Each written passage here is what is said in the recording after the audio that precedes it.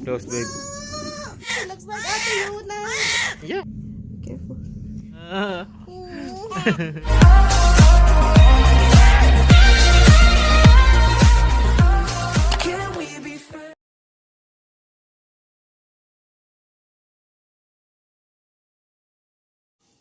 Cooking while laboring. Morning. Yan po. Mihilab na daw ang tiyan niya.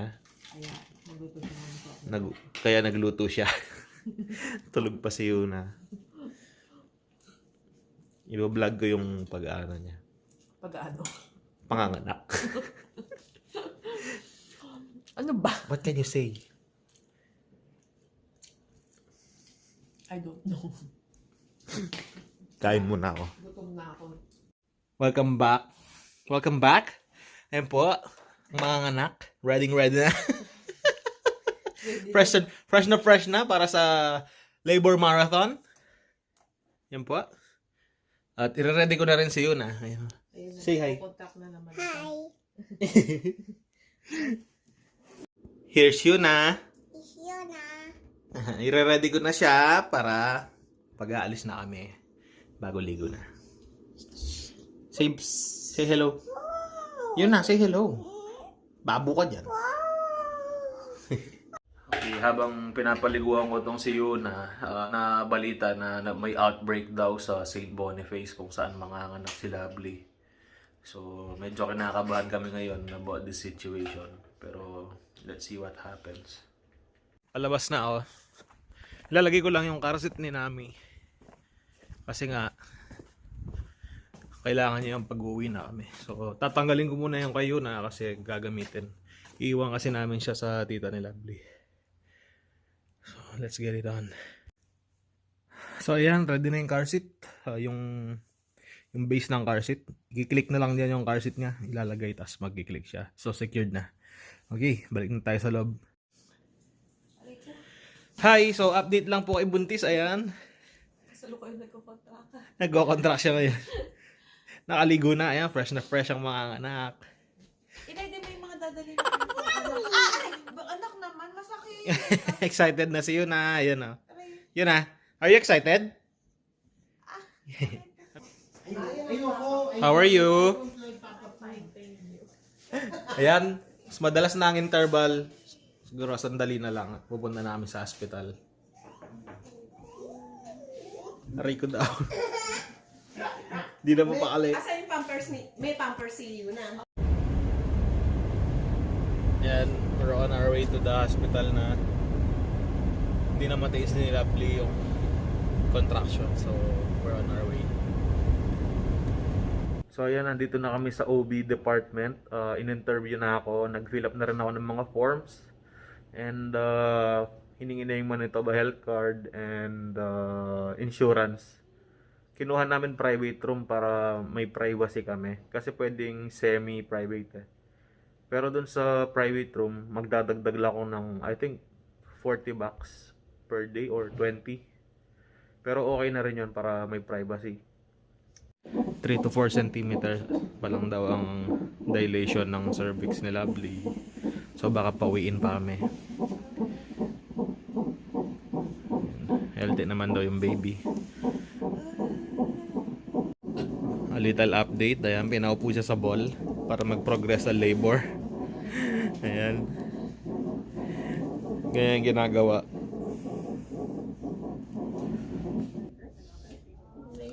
Update again. Pinalipat kami ng kwarto. Ayan. Pinapalakad-lakad pa rin. Nakaihi ka ba? Konti. Lakad lang, buntis. Kaya mo yan. Hello. Progress. So, 8 cm na. Papasok na kami sa room para try nang i-deliver. I mean, antayin doon sa room. So, nandito kami sa hospital for about 1.5 hour. Oh yeah, it's almost 2 hours namin nandito. So, mabilis ang progress ng labor niya from 4 cm to 8 cm. So, that's good. Kita na lang tayo sa room mamaya. So, it's snowing outside. Ayan, just sharing.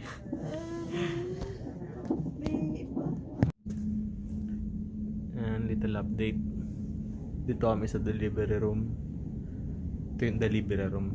Pagka dito ka mga anak, solo mo yung kwarto, yung delivery room. Dito rin sa higaan niya na to. Diyan siya mga anak. Ayan. Nilagyan na rin siya ng IV line. Binigyan siya ng fentanyl para mabawasan yung sakit ng contractions. Ayan, bibigyan ko ng konting tour. Ayan, dito yung bassinet nila. Ayan. High-tech bassinet.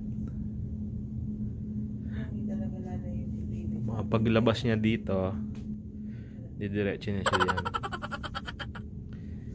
Hindi na siya lalabas dito sa kwarto. Kaya Hindi napapalit yung baby. hindi napapalitan, no? So, hopefully lumabas na siya anytime soon. Ano yan? Umiikot paningin mo dahil sa fentanyl yan.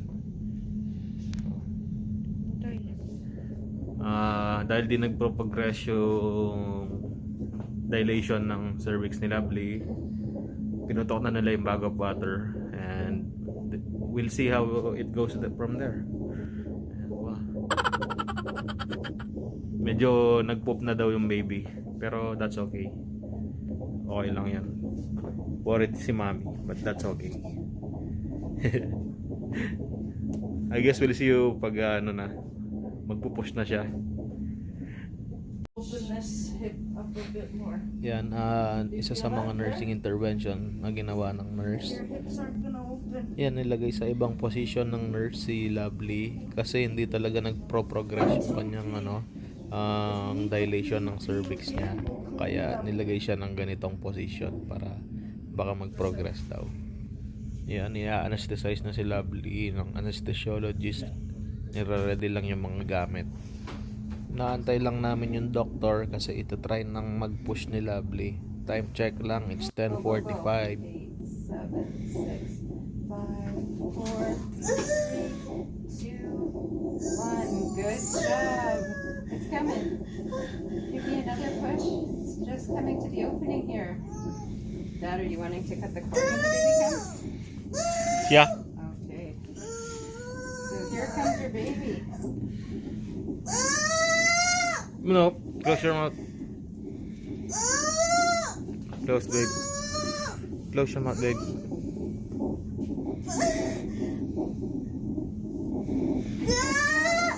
Okay, stop pushing. Stop pushing. Baby's head is out. Want to do a skin to skin bite? Oh, spectacular. Ito push. Okay, one more push. Nandiyan na, baby. Sara mo yung bibig mo, baby. Oh my God. Hello. It's so warm. It's so warm. Like Thank you. you. Like you. Oh my God. Thank you, Lord. Oh. That's fast. Yeah. Hi. She got a bowel on her. Oh, she's crying. Oh, yeah. It looks like Ate Yuna. Yeah, of course. Just between the two plastic pieces. Careful. Ooh.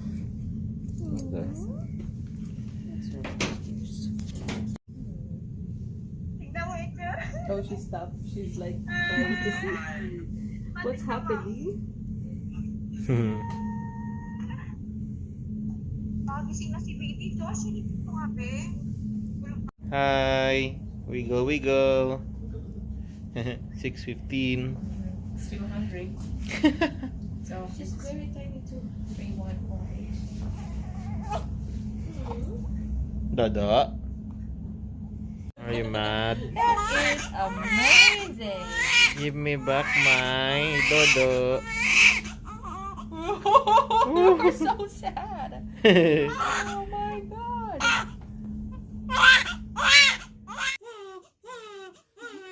So ayan, lumipat na kami sa room. Hindi na ako nakapag-vlog kasi marami akong dala. Kinukuhanan siya ngayon ng dugo para in-newborn screening. At may ibang test pa yata na itetest. Ba't ka umiyak?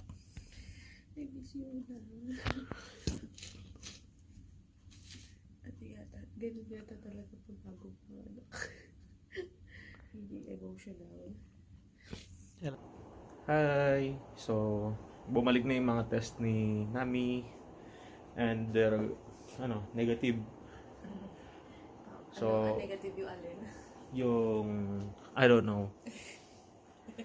Uuwi na kami. Infection. Yung infection. Tsaka hindi siya jaundice. Tapos ito, may isang test na ginawa sa kanya bago kami umuwi. Pero yung result na sa family doctor na niya, kukunin. Ayun, kawawa naman, ang daming iyak. Yay, excited. Misa namin si Ate Yuna. Can't wait to see you, Ate. I love you. Sige, naibaba ko na yung mga gamit. Sasakay ko na lang sa car seat. Then, uwi na kami. Bye-bye. Ito yung room namin. Private siya. Libre naman, so nag-private na kami. Konting room tour lang. Ayan yung mga closet. Tapos ayan yung sofa bed. Then yung CR. Ganyan ang tsura.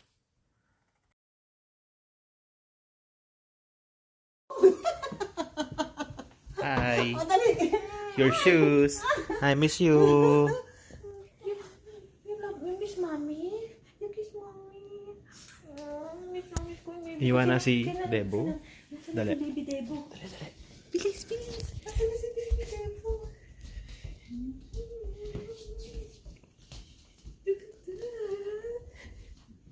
Oh. Wow. Ano ba yan? I don't know. Gising ba yan? Totoo ba yan? Baka toy lang yan. Nasaan yung tummy ni Mami? Baka toy lang yan. Ano sasabihin mo sa kanya? Hawak mo nga. I love you. Hawak mo nga, tingnan mo. Oh. Ano gagawin mo sa kanya?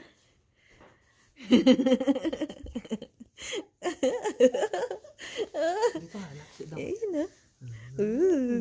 Ay, may laway siya. Tulo laway siya. Naku. Bakit so cute? Pag mong pipisilin, anak ha? Ganun. Small ba? Small ba siya? Small?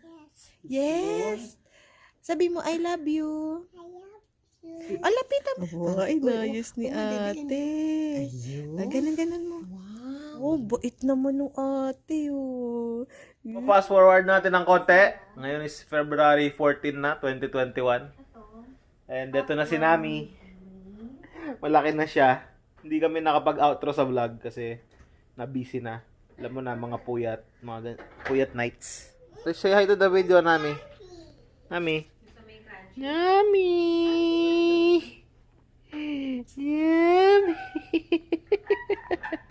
Hi, everybody. So, ayan. Hanggang ngayon, di pa dumadating yung bill namin from St. Boniface. Alam ko may dabayaran kaming konti, pero di pa dumarating. Siguro free na. I don't know what happened, pero wala kaming binayaran. Dito na namin tatapusin yung vlog, babe. Say bye. Bye. Okay, thank you for watching. Kung umabot kayo dito, please like and subscribe. It helps us a lot. Puro bulol naman ako. Sige, bye-bye.